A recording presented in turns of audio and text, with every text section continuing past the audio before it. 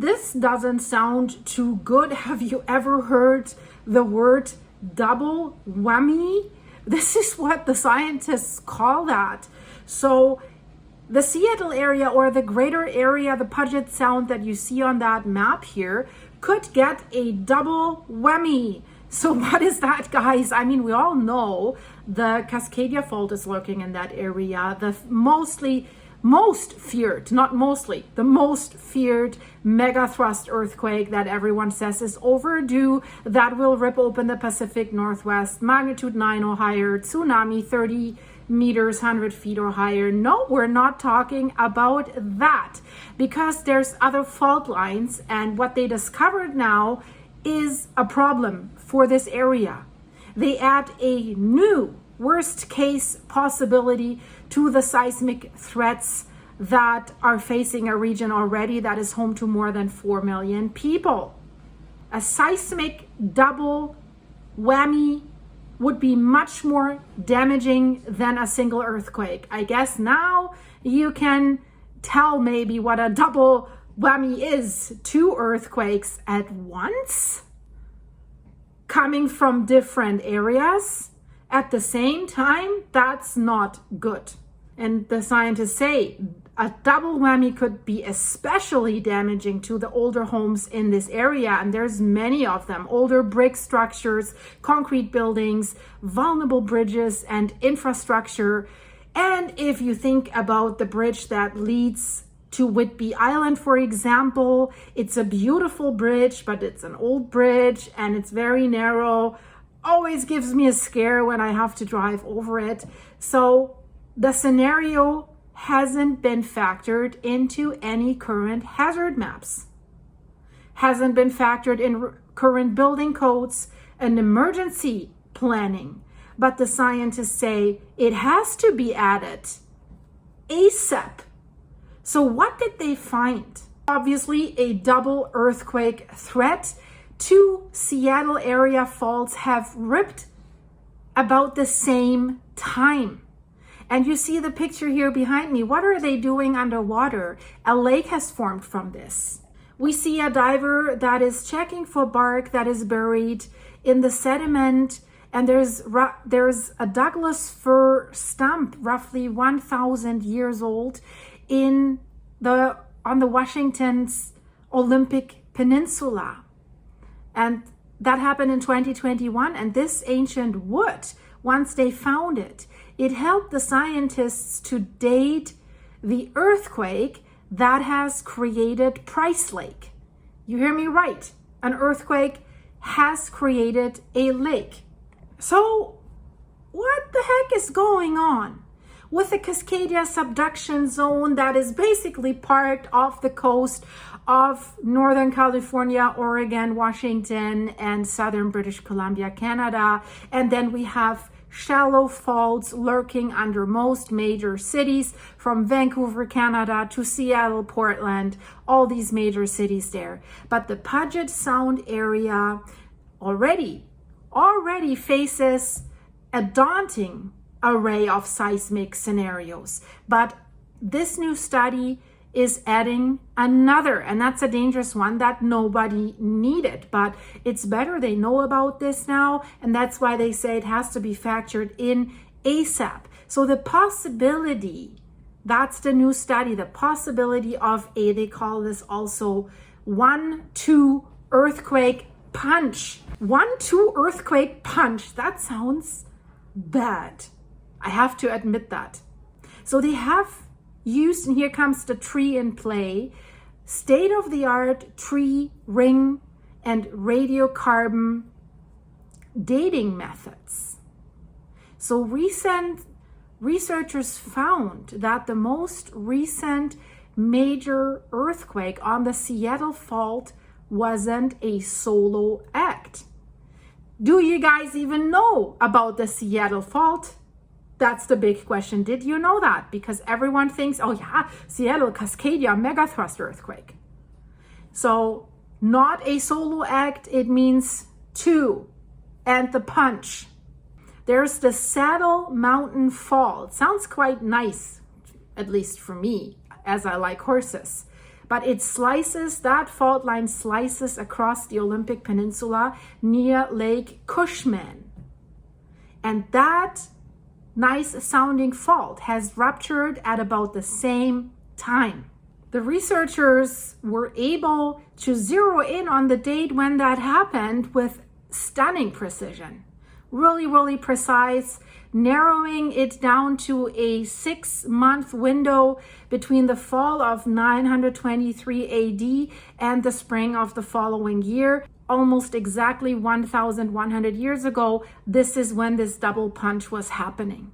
They have been researching for this project for more than 5 years, trying to find evidence and using their new methods to date that. It has included divers with underwater chainsaws to sample trees that were drowned by the quakes.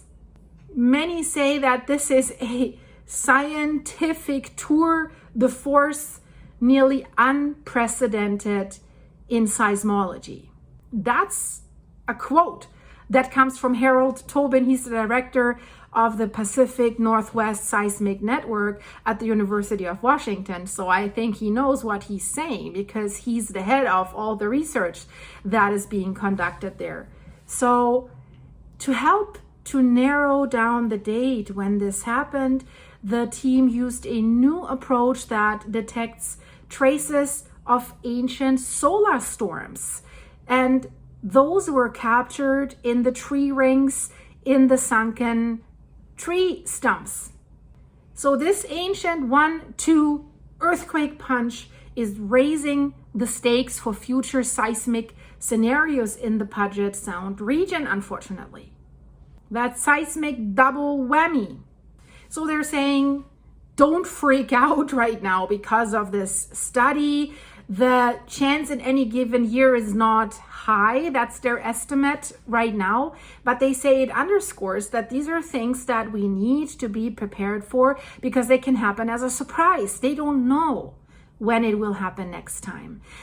There's an analysis from 2005 already that has estimated that a relatively modest magnitude 6.7, that's not so modest. We see that this can do a lot of damage. But let's say a 6.7 earthquake on the Seattle fault could end 1,600 people. I would not call that modest, honestly. It could destroy nearly 10,000 buildings and cause up to 50 billion in economic losses. So in reality, I think the damage is always double, triple what they're estimating. But now let's just think about the double punch for a second. So we have the Seattle fault and the Saddle Mountain fault ruptured together, combining forces to that 1-2 punch, simultaneously rupturing. The new study has a new estimate for the damage and the losses, and the resulting quake would clock in at a magnitude 7.8, guys. And not offshore, not far away, right underneath the Puget Sound area that is so highly densely populated. So that is almost as bad as the magnitude 9. Well, not almost, but it is really, really bad. It's 40 times more powerful than a single 6.7 Seattle earthquake. 40 times more powerful. And it would affect a much bigger area as well. The exact sequence of these ancient quakes remains unclear, of course. They need to study this further. But based on statistical analysis of global quake sequences that they can compare it with, they're calculating a 3-to-1 likelihood that it's really true that these faults were rupturing simultaneously together. Of course, it could be possible that the two quakes were separated by a few hours, maybe days, even months, but that's bad enough also. Because in that case, the study estimates their magnitudes at 3.7 to 7.5, which is also super bad. So they know that there was a massive energy released either by one at a high magnitude or by 2 with high magnitudes. But the damage was bad, bad, bad. We know that seismologists used to categorize most clustered earthquakes as aftershocks, foreshocks, main shocks, and they assumed that they always occurred on the same fault. We have just seen this in Kamchatka, where the 7.8 triggered volcanoes, right? It hasn't triggered other faults, but maybe it did because the earthquakes were traveling. But over the past several years, they have learned much more about how a slip on one fault can transfer stress to another one, or more to others. If we look at the earthquake that happened in Turkey not long ago, it was caused by a powerful earthquake this February that has triggered the rupture of an adjacent fault only 9 hours later. And shallow quakes near urban areas can be especially nasty because if they're shallow, they do more damage. They're so close to the surface, you feel the shaking way more intense. By far more intense than from, for example, Washington's most recent big earthquake. That was the magnitude 6.8 Nisqually event that happened in 2001.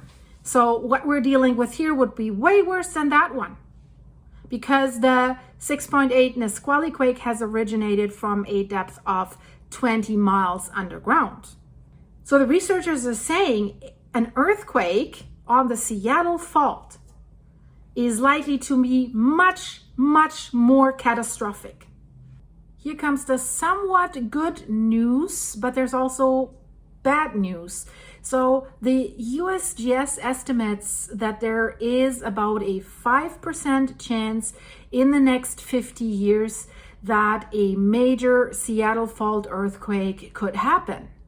So 5% in 50 years, that's somewhat okay, but it can happen at any time. That's what they're saying, because they're referring to the recent quake in Morocco earlier this month, and that occurred in an area that caught them basically by surprise, where earthquakes are very, very rare, and nothing as powerful as that had ever been recorded. So what they're saying basically is, yeah, we think it has a 5% chance in the next 50 years, but it could also happen tomorrow.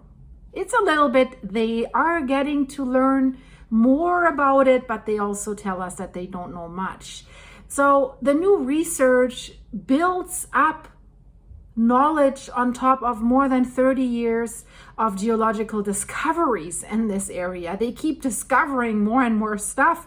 Who knows what else is there? Field work in the early 1990s has uncovered multiple clues that were left by that Seattle fault quake, which has uplifted an area that's called Alki Point. That's an interesting name. And the southeastern part of Bainbridge Island, as much as 20 feet, guys. That's a lot. And tsunami. Let's talk about a tsunami. It has spawned a tsunami that swamped the site of the West Point treatment plant.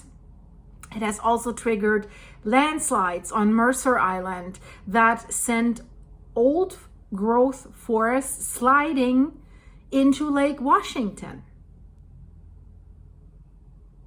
Some are still standing upright in more than 100 feet of water. Imagine that, guys. So this is the force that happened there. And imagine something like this happening again with millions of people living on top of it. We're always talking about Campi Flegrei, that supervolcano in Naples, where people live on top of that volcano.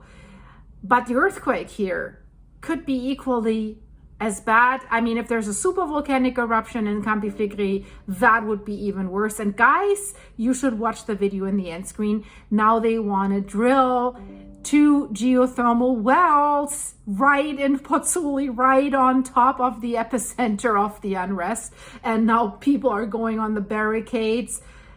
because they fear that this will make this thing explode.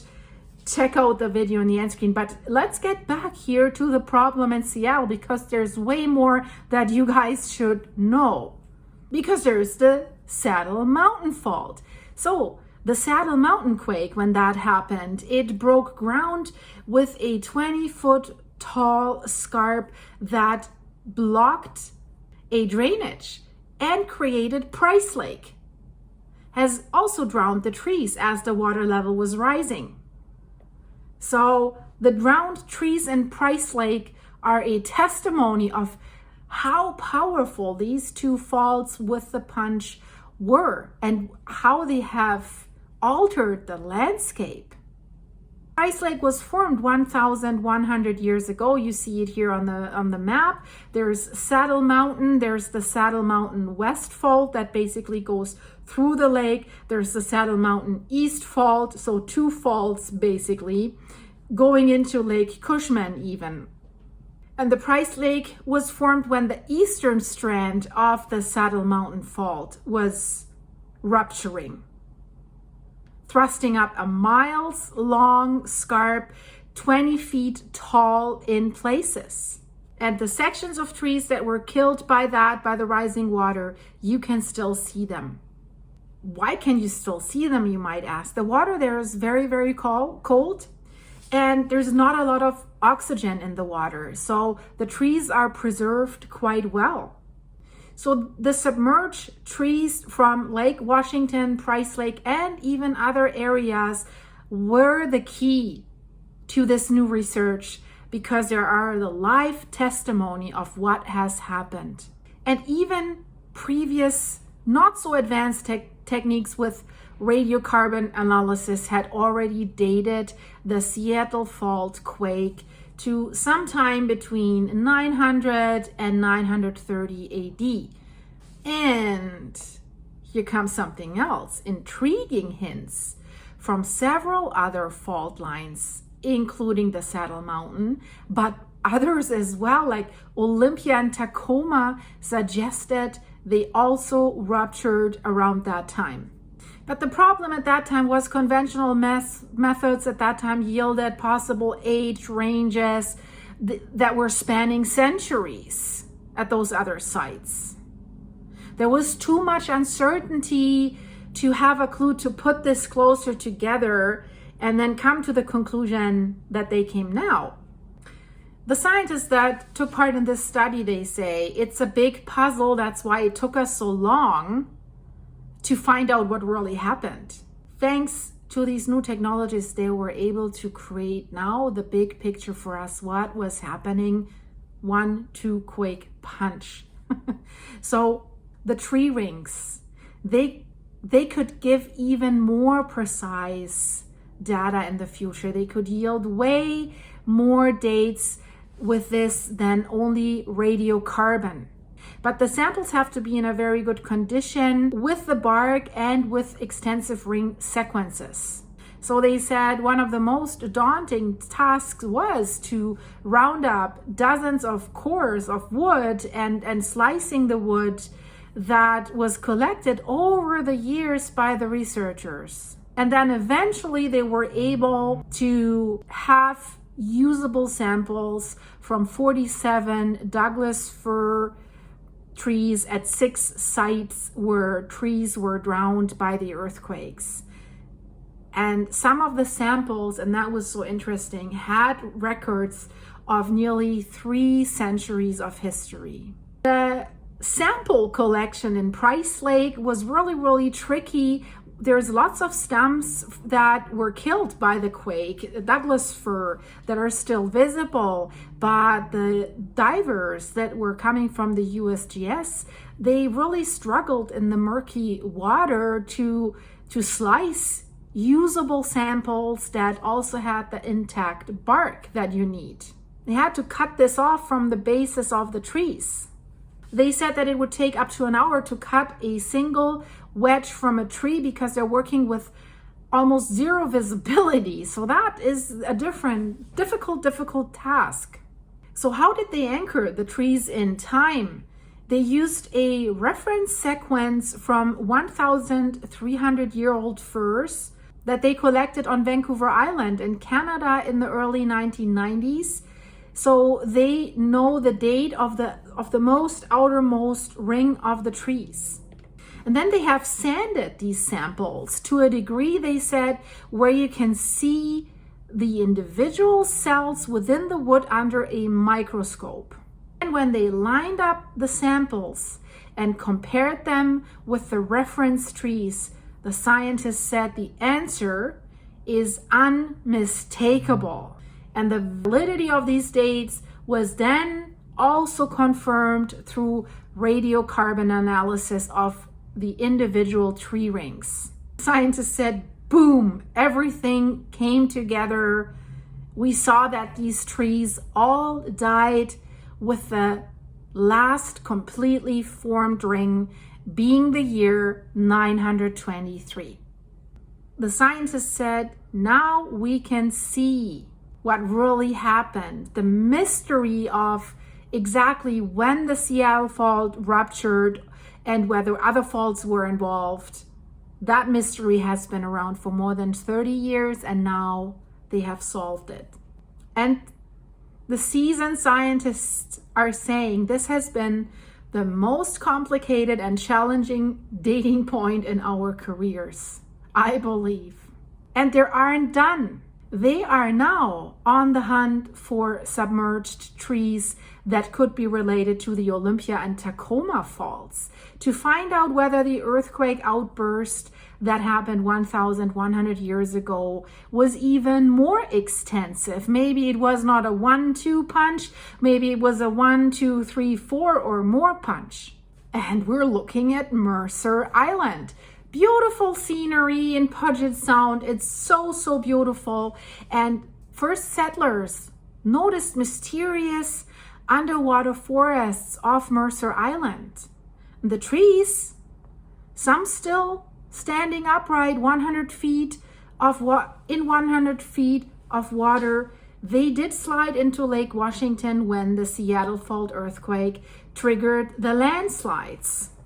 So in yellow you see the fault line, and then the pinkish area, this is where the landslide scarps are visible. So the problem all over the West Coast with these earthquake threats are the old homes, the brick homes, the masonry buildings. I have made a video what would happen in Victoria, BC if the big one hit, and you'll be surprised how many buildings will collapse. Same problem in Portland, same problem in Seattle, same problem in Vancouver, British Columbia. So, but since we're talking about the Puget Sound, Seattle is battling that problem still, trying to tackle the hazard that is posed by these old brick buildings. They're also called URM, unenforced or unreinforced masonry. And they are amongst the most dangerous places to be in an earthquake. The Emperor Hotel in Victoria that looms over everything that's always photographed has a big problem, by the way, guys. But in Seattle, there's more than 1,000 URM, unreinforced masonry, apartment buildings, offices, churches, and meeting halls. And they're scattered across the city. And the problem is, and I don't know why, the efforts to require retrofits have been stalled repeatedly, unfortunately. So Seattle is not ready at all, and neither are the other cities. And the latest development there is a new rule that simplifies and standardizes the requirements for retrofits. So basically the next step will be a voluntary retrofit program that could be in place maybe next year, maybe next spring. So the goal is to eventually also mandate the upgrades. But they do not have a timeline yet. Yeah, this is costly. Who's going to pay for this? Can you impose this on the owners that might go broke over that? But in light of how many dangers are lurking in this area and on the West Coast, it should be done ASAP. We've seen what's happening to these buildings in Turkey, in other areas, in Italy, right? So guys, if you found that interesting, check out my other videos. There's so much going on in the world. If you want to support the channel, guys, buy me a coffee, check the link in the description, and become a supporting channel member. Click the join button for behind the scene videos. And thank you for your supers. Thank you for being here. Thank you for spending time with me. And I would love to spend more time with you if you click here on the end screen. It's really interesting, I promise. See you there. Stay safe and stay prepared, or be prepared. Check out your building codes. How old is your building if you live on the West Coast? That is what I can tell you. So until the next one, bye-bye.